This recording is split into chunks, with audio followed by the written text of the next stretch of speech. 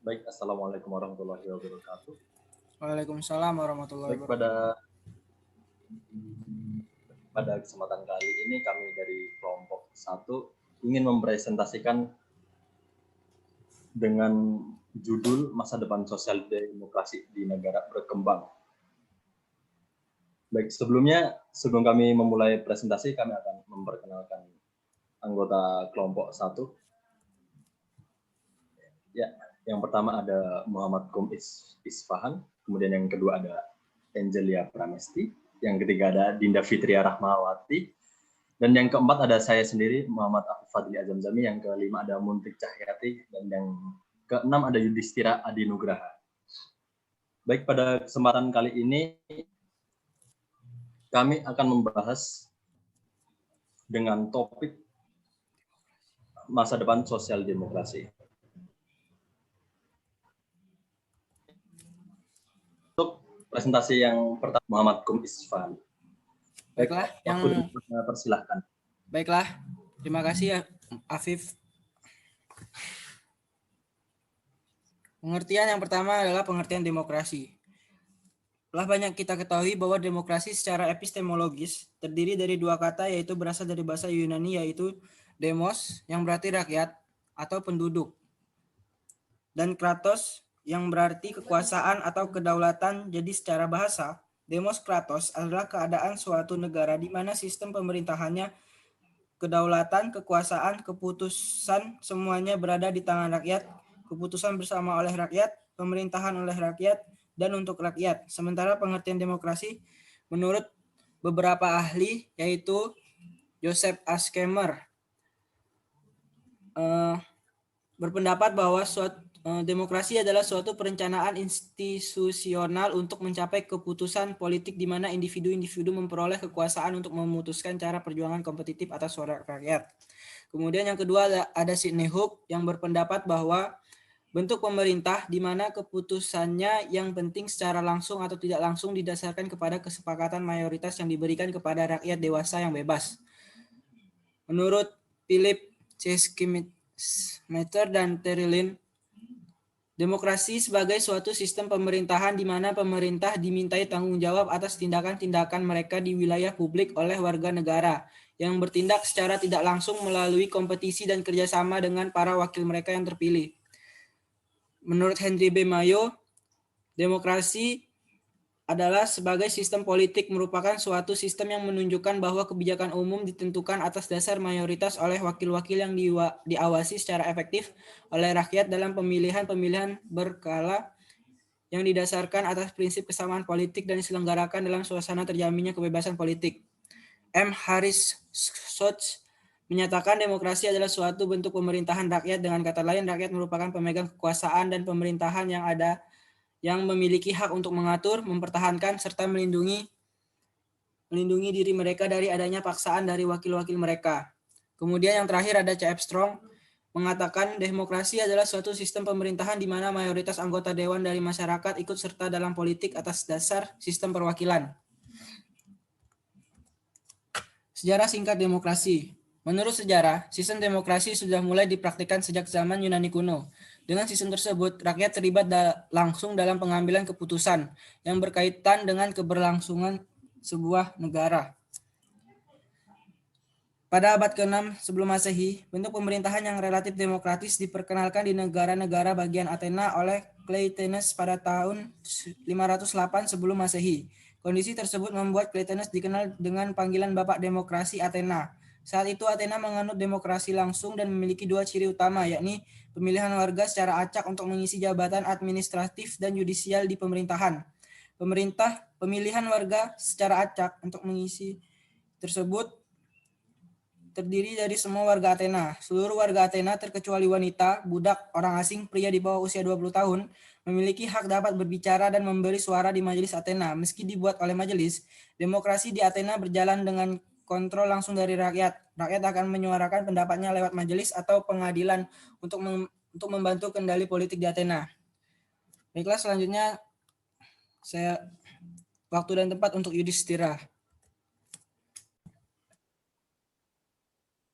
Sosialisme adalah serangkaian sistem ekonomi dan sosial yang bisa ditandai dengan kepemilikan sosial atas alat-alat produksi dan manajemen mandiri pekerja serta teori dan gerakan politik yang terkait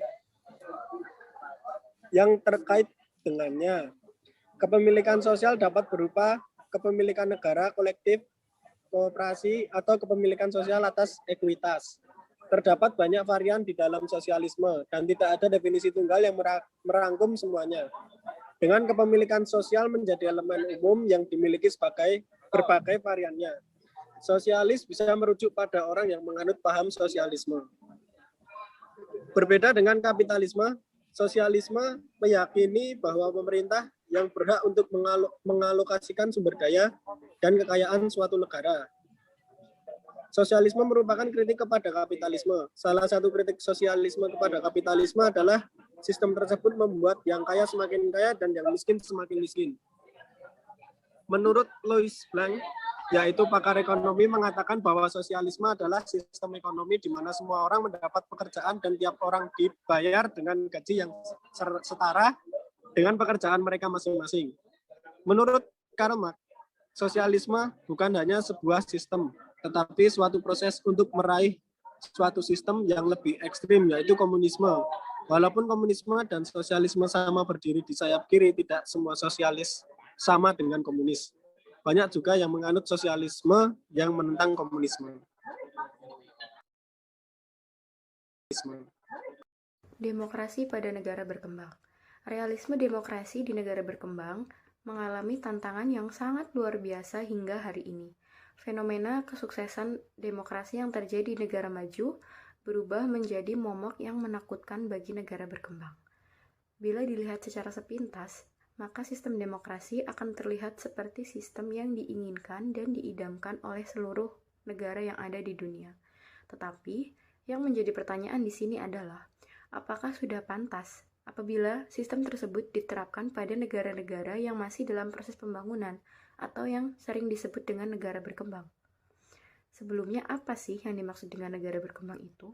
Yang dimaksud dengan negara berkembang yaitu negara yang masih menggunakan homogen pendapatan yang rendah, infrastruktur yang terbelakang, dan asal daya insan yang kurang dibandingkan dengan kebiasaan global. Yang perlu digarisbawahi di sini adalah sumber daya manusia atau sumber daya insan yang masih sangat kurang. Dengan kondisi yang dialami oleh negara berkembang seperti yang dijabarkan di atas, maka apabila sistem demokrasi diterapkan, kemungkinan besar yang akan terjadi adalah keuntungan yang diraup oleh negara-negara yang sudah terlebih dahulu menjadi negara maju. Penerapan sistem ini dipastikan akan semakin mempermudah negara maju dalam memperalat negara berkembang sebagai boneka untuk setiap kebijakan yang mereka keluarkan. Seperti yang sedang marak terjadi dan menjadi perbincangan hangat akhir-akhir ini, yakni masalah penanaman modal asing yang dilakukan oleh pengusaha-pengusaha kaya yang rata-rata berasal dari negara yang termasuk dalam jajaran negara maju yang ada di dunia. Berkedok kerjasama di bidang ekonomi, pemerintah Indonesia khususnya dengan mudah menerima investor-investor asing. Bila ditelisik lebih jauh, maka di sini sangat terlihat jelas bahwa negara maju mulai memanfaatkan aset yang ada di negara berkembang. Aset-aset tersebut adalah aset yang belum mampu dikembangkan secara maksimal oleh pemerintah dan masyarakat dan warga masyarakat sekitar. Sementara, mirisnya, negara yang menjadi tempat penanaman modal asing malah merasa bahagia karena secara tidak langsung wilayah mereka akan dibangun dan menjadi lebih baik dari sebelumnya.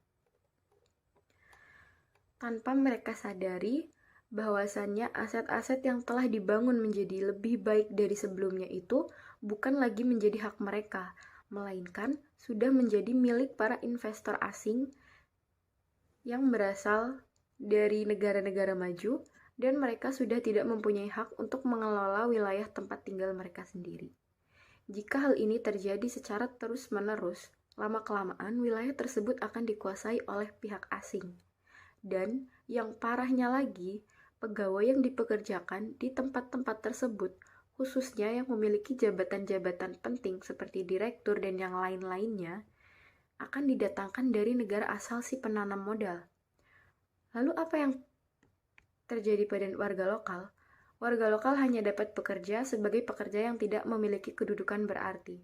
Dan nantinya, apabila terdapat keuntungan dari penanaman modal tersebut, maka keuntungan yang tidak seberapa itu akan masuk ke dalam kas pemerintah negara dan bukan untuk warga lokal. Saya akan melanjutkan materi yang telah disampaikan oleh rekan saya. Dengan sistem demokrasi, memunculkan Senat atau DPR pada Indonesia. Hal ini dikarenakan seluruh perwakilan masyarakat memiliki satu tujuan, yaitu untuk kemajuan bangsa. Yang paling mengerikan yang ditakutkan pada negara berkembang merupakan pola pikir yang masih memikirkan perut. Kecenderungan akan perilaku absolut atau diktator mungkin dibutuhkan, meskipun jauh dari hasrat demokrasi. Demokrasi dapat mencapai tujuan yang sempurna bila diterapkan pada negara yang memang sudah maju. Namun perlu diingat bahwa kita sebagai negara berkembang yang menerapkan sistem tersebut masih menuju termin demokrasi dan berupaya membuat negara kita agar semakin maju di masa mendatang. Sistem demokrasi dalam negara berkembang hanya akan mempermudah negara-negara maju menjadikan kita menikah buat setiap kebijakan. Hal ini memungkinkan dilakukannya hegemoni kebijakan-kebijakan pemerintah oleh sang negara maju. Hal tersebut sejalan dengan tujuan perwakilan masyarakat, yaitu untuk kemajuan bangsa. Negara berkembang membutuhkan seorang pemimpin yang kuat, tegas, dan berakal. Pemimpin yang cakap dalam negara berkembang merupakan musuh berdasarkan imperialisme negara maju. Hal ini membuat negara-negara berkembang mudah untuk dijadikan boneka oleh negara maju. Demokrasi telah memberi penghargaan sangat tinggi kepada rakyat Indonesia untuk mengambil peran dalam pembuatan kebijakan publik, di mana semua warga negara mempunyai hak dan nilai yang sama untuk memilih pemimpin agar negara dipimpin dengan baik. Demokrasi dinilai menjadi sistem bernegara terbaik saat ini. Bahkan, negara paling demokratis di dunia. Indonesia bisa dikatakan saat ini telah kehilangan nilai-nilai luhurnya. Hal ini bisa dilihat dari segala sesuatunya diukur dengan uang. Pemerintah yang tidak adil dan tidak tegas seperti ini membuat rakyat bertindak seenaknya sendiri dengan berdemonstrasi, menuntut keadilan, dan berbuat amal dengan merusak fasilitas umum. Bertindak kekerasan karena kekecewaannya terhadap para pemerintahan yang dijalankan di Indonesia saat ini. Partai politik berperan besar menentukan arah demokrasi bangsa. Tentu saja, arahnya menuju demokrasi yang murni, yang terjaga nilai-nilai demokrasi Pancasilanya. Tugas partai politik adalah meneruskan demokrasi Pancasila pada rel yang benar.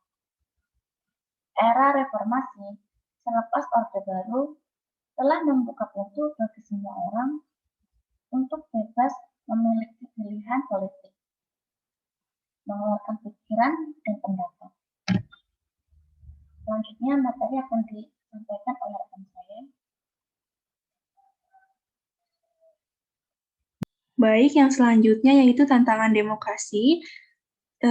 Jika kita melihat realitas demokrasi di negara berkembang, kelompok-kelompok minor sebelumnya telah mengingatkan kita bahwa demokrasi itu akan berjalan dalam realitas politik yang aktual.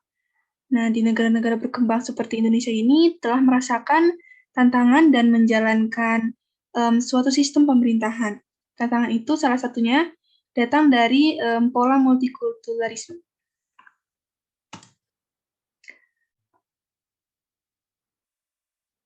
Yang selanjutnya yaitu beberapa contoh tantangan pada suatu negara berkembang. Banyak kita temui konflik yang berbasis perbedaan agama dan budaya terjadi di masyarakat.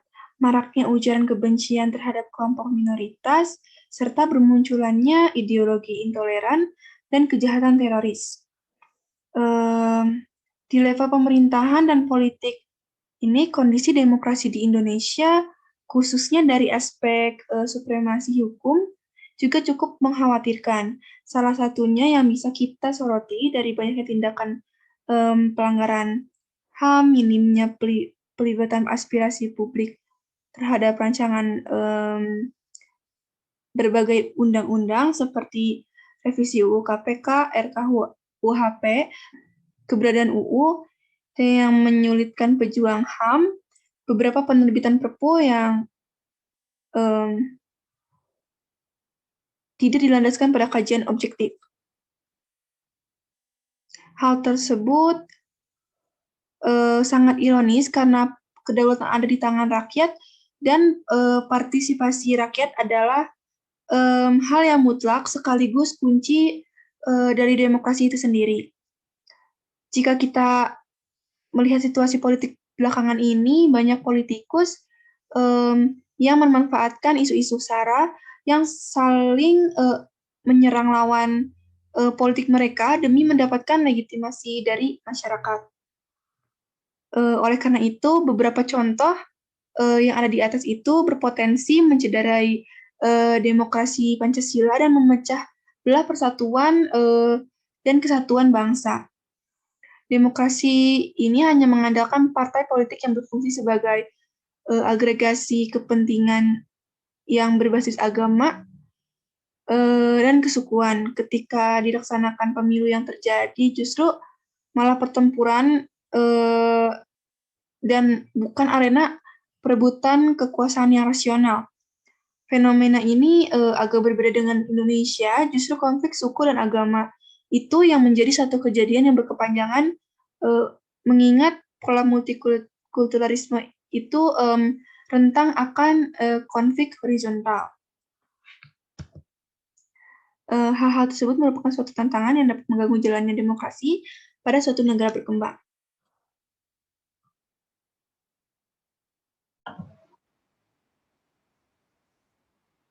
Baik, untuk materi selanjutnya adalah masa depan demokrasi. Baik, sebelum itu, demokrasi sebagai sebuah sistem. Demokrasi merupakan pilihan yang paling memungkinkan dan sesuai untuk bangsa Indonesia.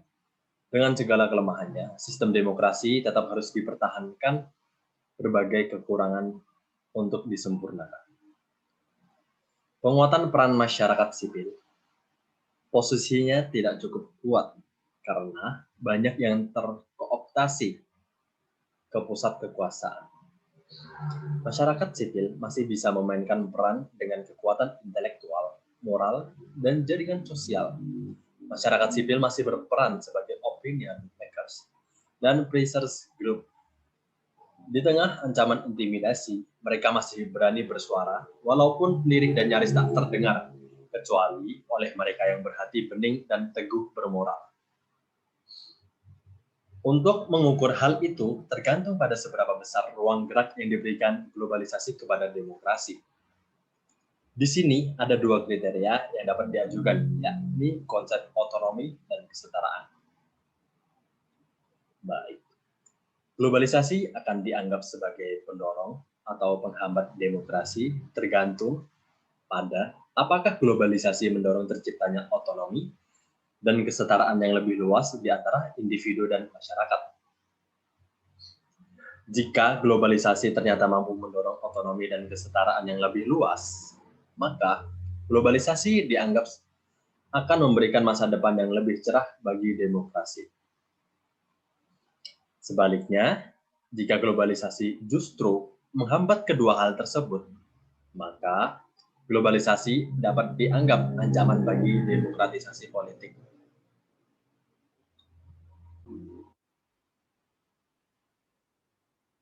Meluasnya kemiskinan dan ketimpangan pendapatan, baik di dalam maupun antar warga negara, sebagai akibat globalisasi neoliberal telah membuat demokrasi dalam krisis. Meskipun demikian, ini tidak berarti bahwa 136 globalisasi tidak mempunyai sumbangan apapun bagi demokrasi. Setidaknya, globalisasi informasi telah mendorong menyebarnya ide-ide tentang demokrasi ke seluruh dunia. Sementara itu, daya tahan rezim-rezim otoriter yang menindas juga akan diuji oleh banyak tekanan internasional sebagai akibat globalisasi informasi. Demikian juga dengan kekuatan-kekuatan non-pemerintah yang kini mulai terlibat aktif dalam mendorong demokrasi politik. Mereka mempunyai jaringan di seluruh dunia guna saling menguatkan satu dengan lainnya. Konferensi dan seminar antar gerakan demokrasi di seluruh dunia telah banyak dilakukan dan menjadi inspirasi bagi gerakan demokrasi di negara-negara otoriter. Sementara, bagi negara-negara demokrasi, yang diperlukan adalah pendalaman demokratisasi itu sendiri. Baik. Kemudian, untuk kesimpulan pada presentasi kali ini, saya akan ambil kesimpulan. Tulisan ini berusaha mendiskusikan hubungan-hubungan antara globalisasi dan demokrasi, tepatnya bagaimana globalisasi memberikan sumbangan positif bagi demokrasi, atau sebaliknya menciptakan krisis demokrasi. Bagi demokrasi, globalisasi akan menyumbangkan dua sisi sekaligus, yakni mendorong proses demokratisasi dan sekaligus menciptakan krisis. Ketimpangan dan menguatnya kekuatan korporasi telah menciptakan ketidaksetaraan politik dan karenanya menciptakan krisis demokrasi. Baik, itu presentasi dari kami. Baik, untuk presentasi kali ini kami cukupkan. Sebelumnya kami mohon maaf apabila ada kesalahan kata. Terima kasih. Wassalamualaikum warahmatullahi wabarakatuh.